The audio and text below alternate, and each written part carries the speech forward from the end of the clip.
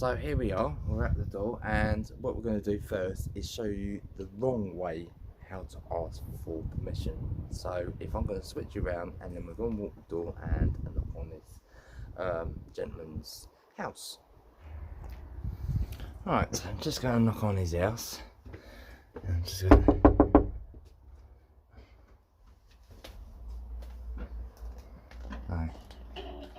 Bit of a... Hi. What do you want? Yeah, can I go metal detect in your field, please? No, I'm eating banana bread that my missus has cooked for me. I'm in the middle of my dinner. Alright, alright. 2 metres back social distancing, come on. Oh, alright. Yeah, no. Alright, no. I'll do then. Yeah. Okay, see you later. Bye. Alright guys, as you saw, that wasn't very pleasant at all. So that was definitely the wrong way to go about it. My advice is, get yourself a map, have it ready. Knock on some neighbours' doors and ask the neighbours about who owns the fields. Ask if they know anything about the farmer. Is he a nice chap? Is he friendly? What sort of the best time to actually go and see him when he's not busy? Ask them, sort of like get their name off the neighbour's name, so when you actually approach the farmer, you can say, "Oh, Brenda said it's a good time to come over and see you. I'm not intervening or anything like that. So shall we give that a go?" Also, take your card. It's got your ID. It just gives you a little bit of authority. You're not some sort of riff-raff that's just going to go straight into his field and metal detect. It just shows that you're quite a responsible person, because you belong to a insurance club. Right, let's have a go and see what we can do.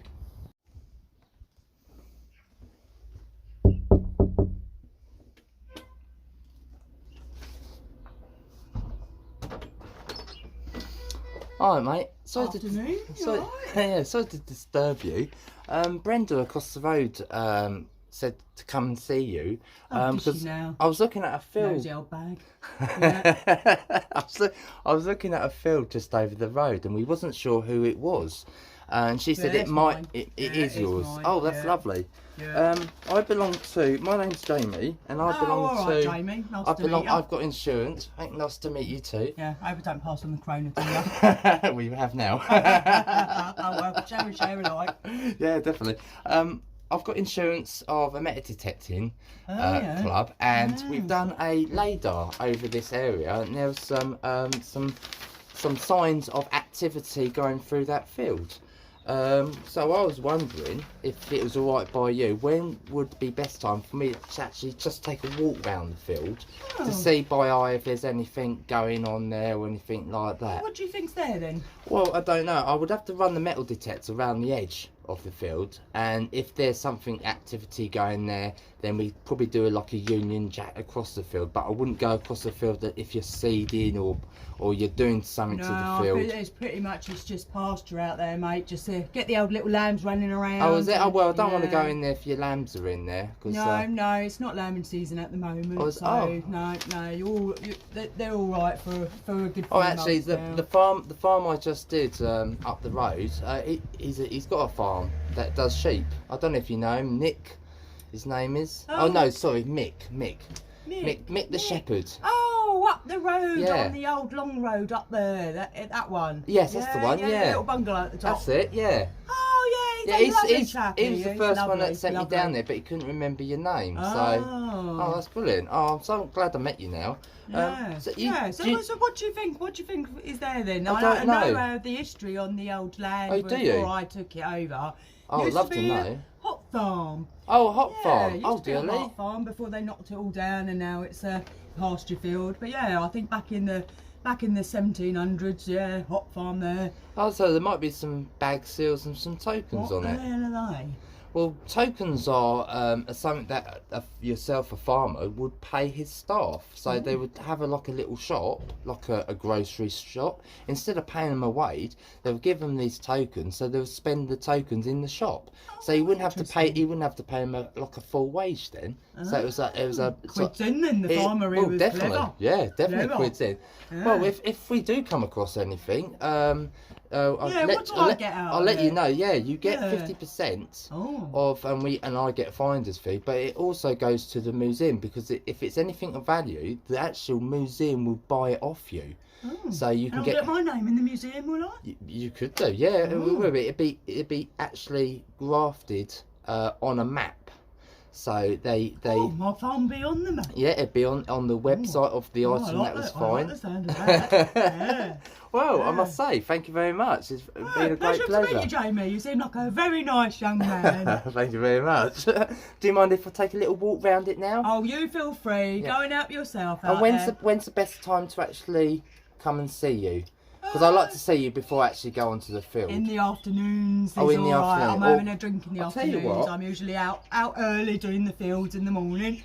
I'll tell you what, I've got a car. But if you come out on the field in the morning, you see me out there, just give me a wave. Oh, I'll notice okay. you. But yeah, there is woods over the back there and all. So you just watch yourself from the gamekeeper, James. He will shoot your head off if he don't know who's coming on. Let him know if he sees anyone waving a metal detector about not to shoot me.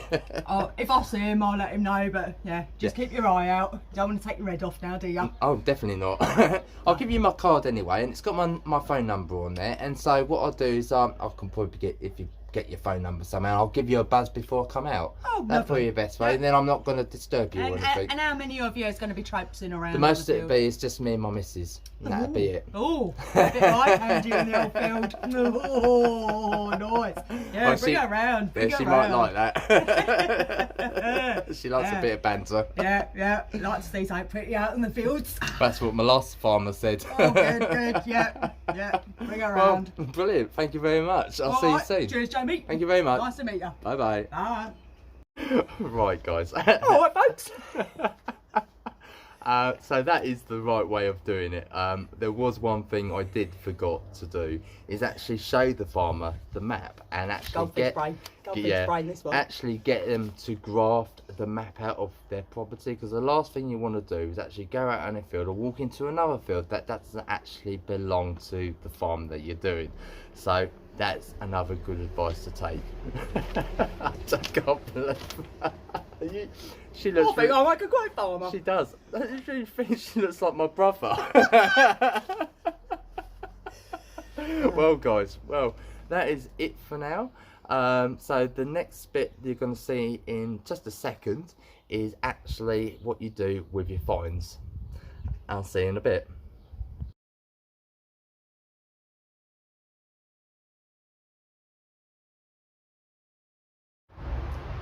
Right, guys, got your permission now, so you can all go out and hunt your fields that you've got permission on.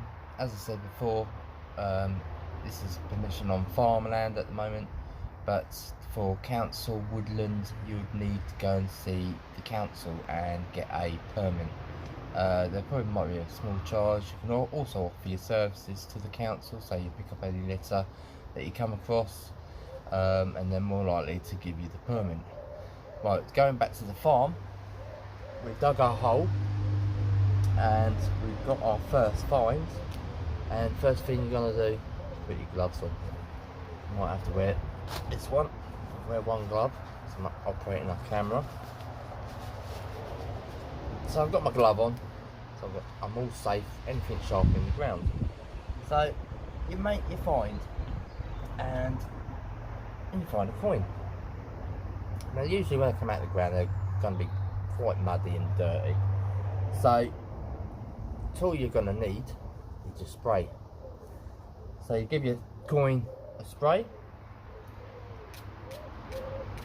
and then with a toothbrush that you can get from anywhere, as long as it's not one you're still using, gently rub the coin.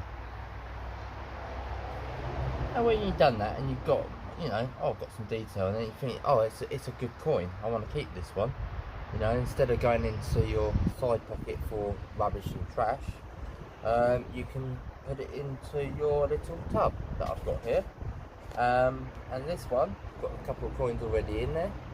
It's got a very soft spongy with some slits in it, and you can then place your coin into the slots like so, and that's going to protect it for the rest of the day, so then you can carry on hunting. So if you go to another hole and you find a bullet, right, now what are you going to do? Now with bullets, it's classed as armoury, especially if you've got a live one. This one's a dud one. I've taken the stuff out and put a new different tip on it. These you need to take down to the police station.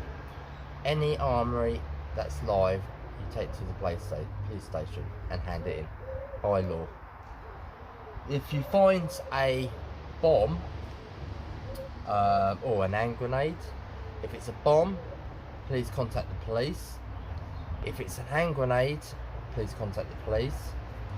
And the same with mortars as well. We had one case where a chap found a live hand grenade and he walked into a police station with it.